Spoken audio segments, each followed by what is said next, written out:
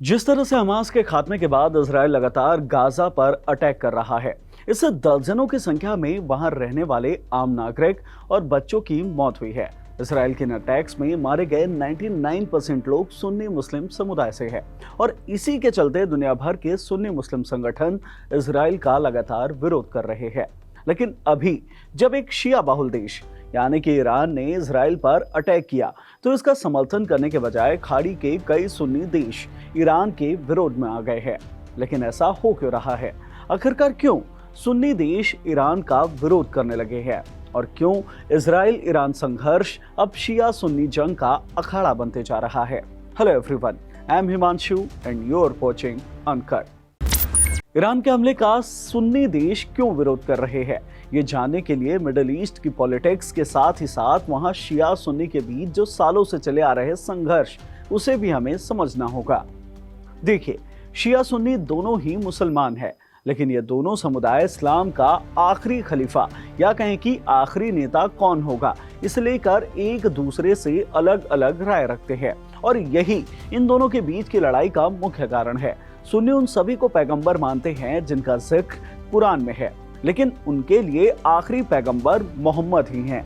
लेकिन शिया दावा करते हैं कि पैगंबर मोहम्मद की मृत्यु के बाद उनके दामाद अली को ही खलीफा घोषित किया जाना चाहिए था। अब ये तो हो गई शिया सुन्नी के बीच जारी विवाद की कहानी, लेकिन सुन्नी देश शिया बाहुल ईरान का विरोध क्यों कर रहे हैं, इसे जानने के लिए मिडिल ईस्ट की पॉलिटिक्स जानने की कोशिश करते हैं।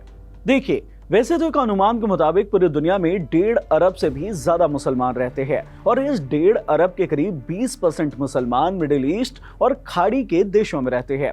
मिस्र, जॉर्डन और सऊदी अरब जैसे देशों में करीब 90% आबादी सुन्नी मुसलमानों की है, जबकि ईरान ही इकलौता ऐसा देश है जहां 90 से 95% मुसलमान शिया है। हालांकि Iraq, Kuwait, Yemen, Lebanon, Qatar और सीरिया में भी शियाओं की अच्छी खासी आबादी रहती है, लेकिन सबसे ज्यादा शिया ईरान में ही रहते हैं और इसी कारण ईरान खुद को शिया मुसलमानों के लीडर के तौर पर दर्शाता है और इसी कारण ईरान ने अमेरिका और इजराइल से एक प्रॉक्सी वॉर छेड़ रखी है। वैसे तो ईरान और इजराइल पहले एक दूसरे के दोस्त हुआ करते थे, लेकिन जब से सत्ता में खुमैनी की एंट्री हुई थी, तभी से ईरान ने इजराइल और अमेरिका दोनों से ही सारे कनेक्शन तोड़ दिए। हालांकि इराक वॉर के टाइम ईरान ने बैकडोर से इजराइल, अमेरिका और यूरोप से वेपन सपोर्ट लिए थे, लेकिन सामने से हमेशा से यही दिखाता आया है कि इजराइल और अमेरिका उसके सबसे बड़े दुश्मन देश है और इसी कारण वो एक प्रॉक्सी वॉर इन देशों के साथ चला रखा है, लेकिन इसमें शामिल होने की बात से हमेशा इनकार करता है। अमेरिका और इजराइल के खिलाफ प्रॉक्सी वॉर चलाने के लिए ईरान कई सारे संगठनों का बैकडोर से सपोर्ट करता आया है, जैसे कि गाजा पट्टी में एक्टिव संगठन है हमास, जिसका ईरान सबसे बड़ा सपोर्टर देश है और सबसे ज्यादा ईरान से ही हमास को फंडिंग दी जाती है। इसके अलावा ईरान के रिवॉल्यूशनरी गार्ड्स के द्वारा बनाया गया एक संगठन है हिजबुल्लाह, जो आए दिन इजराइल के खिलाफ जंग लड़ता रहता है। यमन के हूती विद्रोहियों को भी ईरान समर्थित संगठन माना जाता है।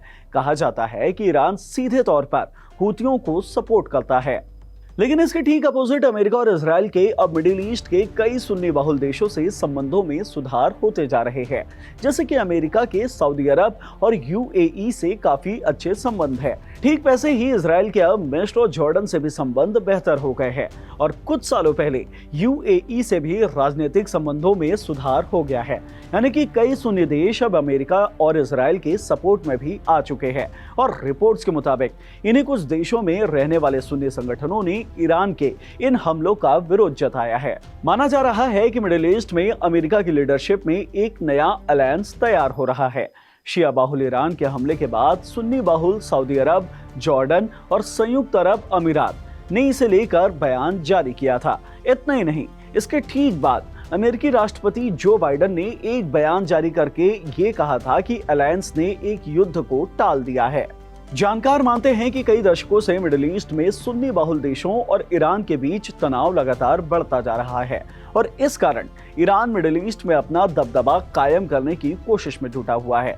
और इसी कड़ी में जब इजराइल ने 1 अप्रैल को सीरिया में मौजूद ईरान की एम्बेसी में अटैक किया, तो उसके 14वें दिन ईरान ने इजराइल पर 300 ड्रोन और मिसाइलों से अटैक कर दिया था।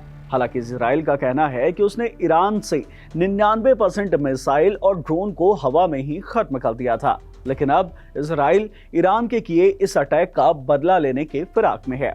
इधर ईरान ने भी धमकी दी है कि अगर इजराइल ने जवाबी कार्रवाई की तो अंजाम बुरा होगा। आने वाले दिनों में इस वीडियो में जो भी अपडेट आएंगे वो हम आपको बताते रहेंगे। अगर इस वीडियो से मिली नॉलेज आपको पसंद आई हो तो इसे लाइक कीजिए, शेयर कीजिए और हमारे चैनल अनकट को सब्सक्राइब कीजिए। धन्यवाद।